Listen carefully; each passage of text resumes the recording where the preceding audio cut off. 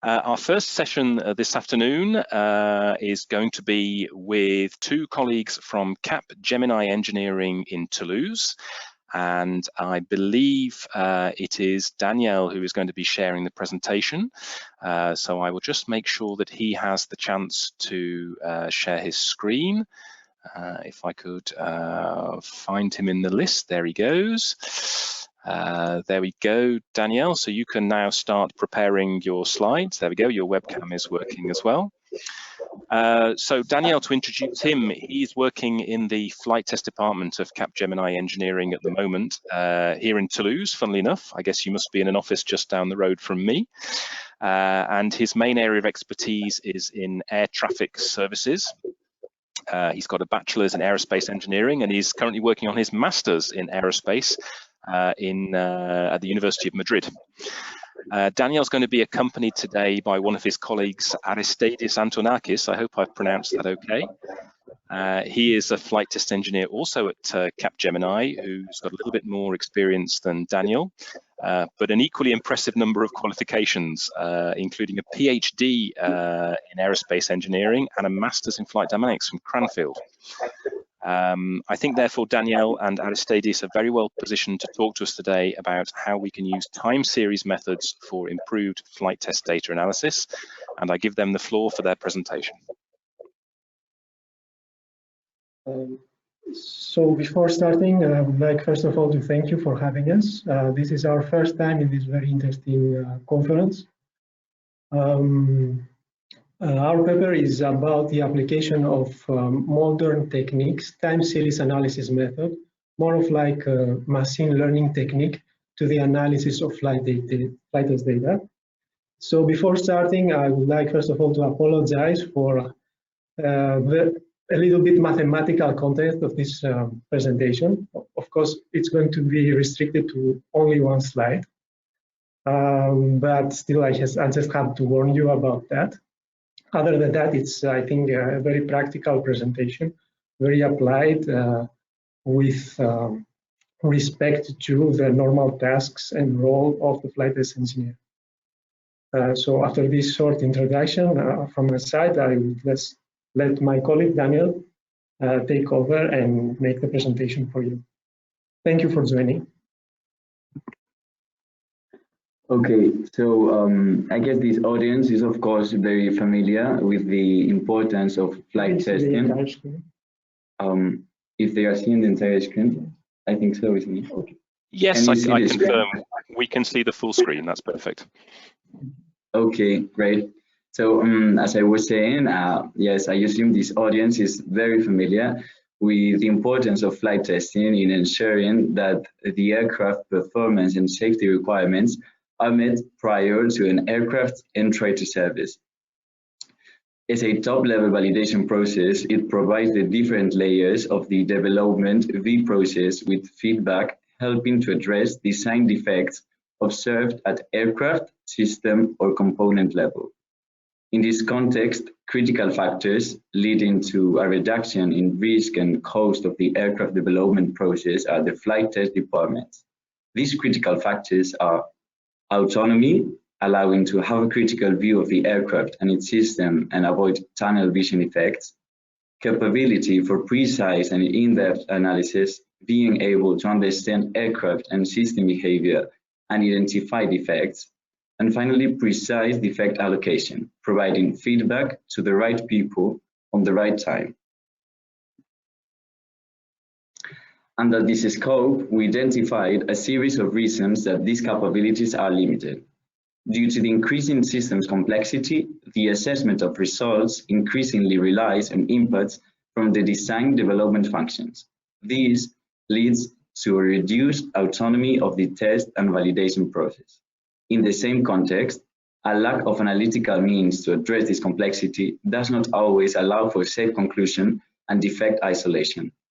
Last but not least, existing data analysis techniques are not well adapted to modern requirements for rapid quantitative analysis and treatment of large volumes of data. Having examined their extensive application to different industries and given the ongoing transition towards the data-driven engineering concept, Time series methods can potentially offer a solution to this limitation due to their proving capabilities in rapid system identification and anomaly detection. Interestingly, despite their widespread application to different industries and their specific capabilities, these methods are not commonly used in the flight test process. But what does the term time series analysis methods mean? Well, it refers to a collection of machine learning methods for the analysis of time-dependent datasets. They are based on generalized regression and autoregression schemes and can identify system dynamics from raw data. Their most usual application is to generate forecasts about future system behavior. Among the different options available, for our study, we selected the ARX model, which is the abbreviation for autoregressive exogenous, due to its properties that make it more suitable for the analysis of flight test data than other techniques. It can handle dynamic systems with exogenous inputs, it is simple to use, and its linearity and invariance are properties that can be used for the detection of anomalies in the data. An ARX model generates predictions for future values of the output variable through a weighted sum of past values of the output and input parameters. As it can be seen in the figures on the right, a typical application of such a model is rather straightforward. The model is trained on a dataset of raw input-output measurements in discrete time in order to extract the dynamics of the system. Once identified, the model can be used to predict future output values or reproduce the system's response to any user-defined input, like a simple data-driven simulator. These would be the two main different applications, but benefiting from the different properties of the model, its uses can be much more extended than this simple example.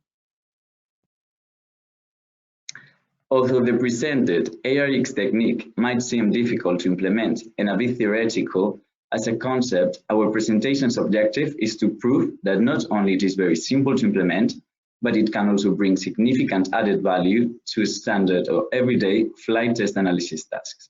With this in mind, we have conceived a series of test cases that demonstrate this. All examples that we will present are based on a real flight data and our actual test data analysis tasks. For our first test case, we will use these two test extracts, which comprise input-output pairs of commanded angle of attack, the reference input signal, and aircraft angle of attack, the response or the output variable.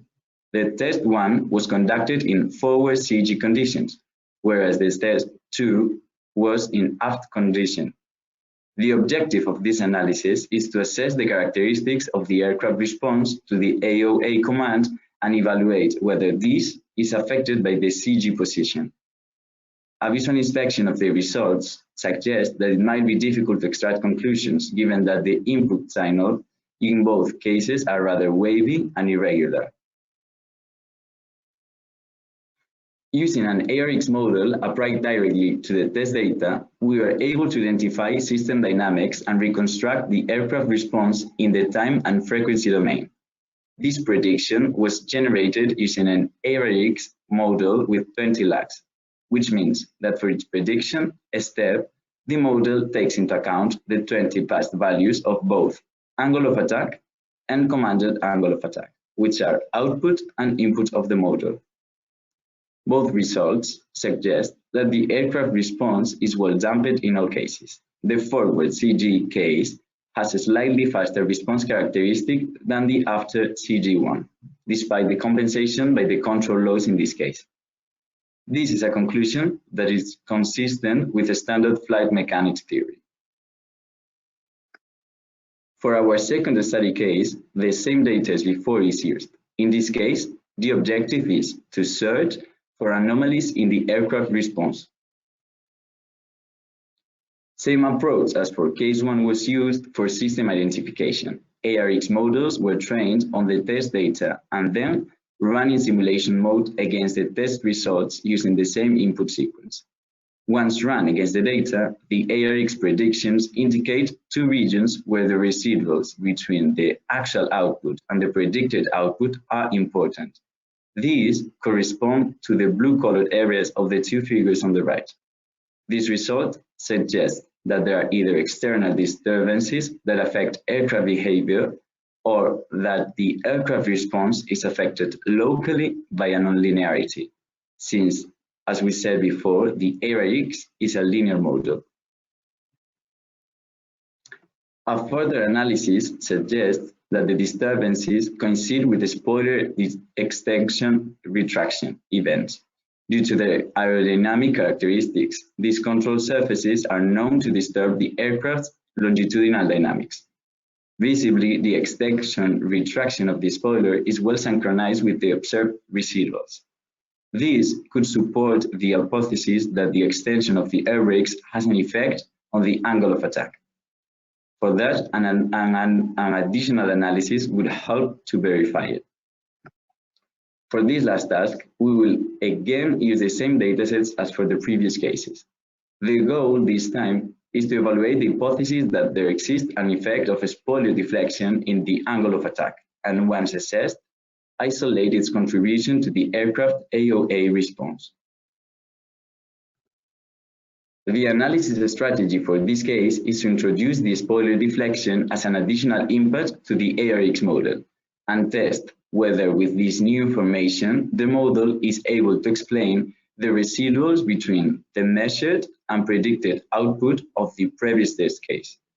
The resulting ARX model is therefore a multi-input single output, or briefly MISO system, as compared to the single input, single output configuration of the previous two test cases. This figure summarizes the result obtained. As we can see, the MISO model with the additional spoiler input is able to explain the residuals observed in the CISO case. This suggests that there are well-defined linear AOA dynamics associated to the spoiler deflection angle.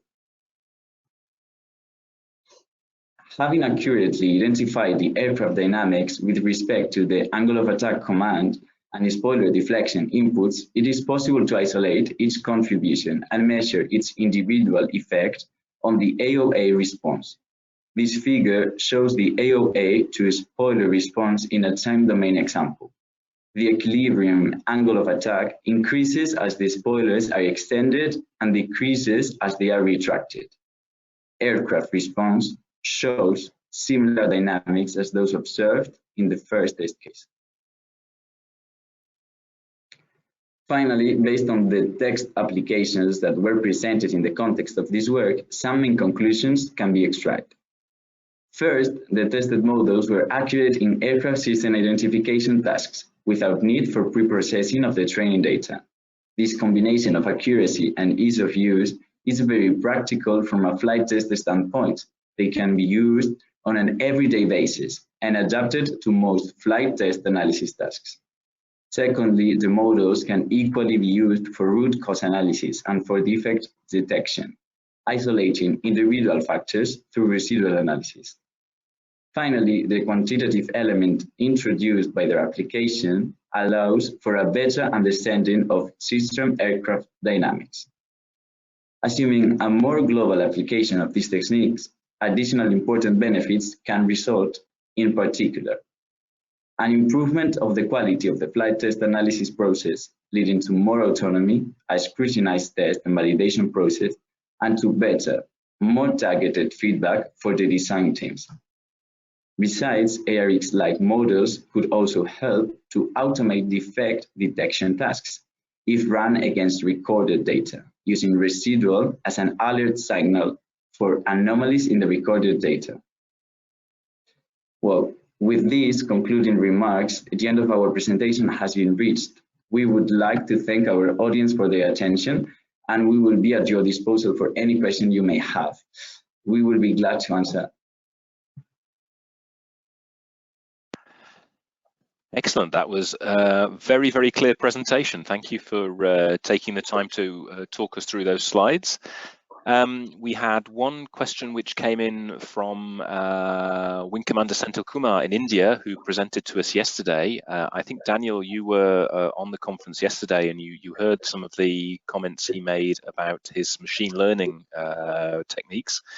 and he would like to know Yes. more about the tools which you were using to implement this ARX model. Could you provide us with some more detail of those tools that you're using? Should I answer? Yes, so for these machine learning methods, I was using Python tools, normally Gecko library, which has implemented some series. But before using ARX, we were studying also another time series methods like Himeno, Arimax, or ARMA. So in Python, I think it's Stats Models library has implemented already these tools as well. I don't know if this is enough.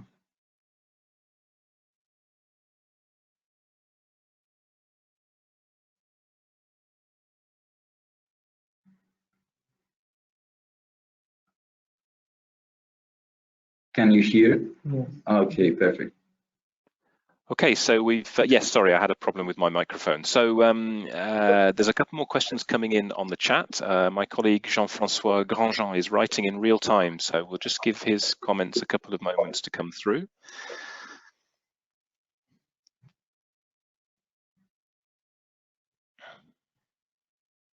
And Senthil in India says, thank you for your answer. That was the information he was looking for.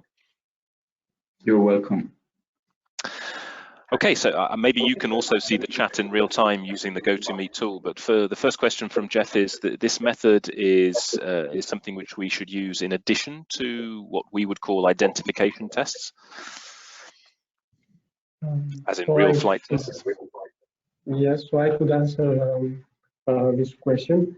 Yes, so I suggest that this method could be used on a complementary basis, meaning that it allows us for rapid prototyping in the context of standard flight test analysis tasks. So, of course, the model identification process can be regarded as a separate task.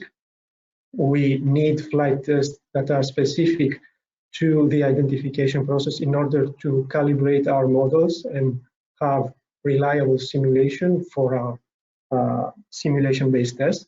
But this is more of a rapid prototyping technique, allow us to extract quantitative conclusions on the outcome of a specific test. For example, if the task is to compare the aircraft response between two different test sequences, in a practical flight test, it's always impossible to recreate the same inputs twice, even in the most standard ones. So what the models can do is that we can use a model to learn the characteristics of the aircraft response from one case, and then run it in simulation mode using the inputs from the other one. And this will allow us to have a comparison between the two based on the differences that will be observed in these cases. So it's something complementary. But as far as incident analysis, accidents investigation, and what we call snag analysis in flight test, this can be particularly useful.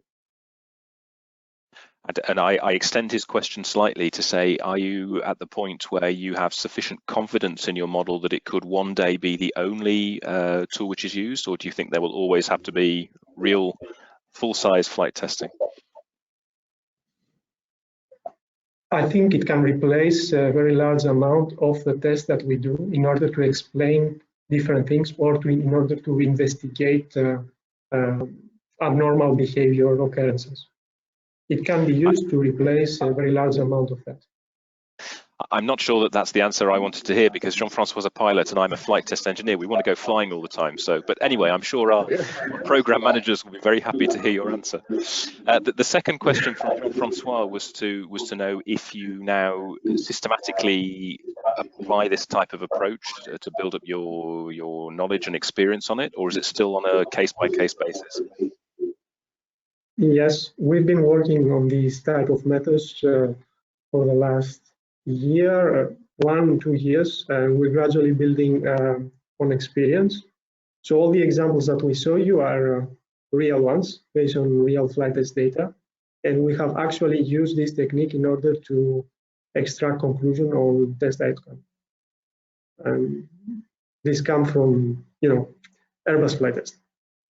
we've been using them Okay. for a while. Thank you for that. There's a question from, now I apologize because I'm almost certainly going to pronounce this name wrong, from somebody called Histu. I don't know whether that's an acronym or actually the name. I apologize for not knowing that.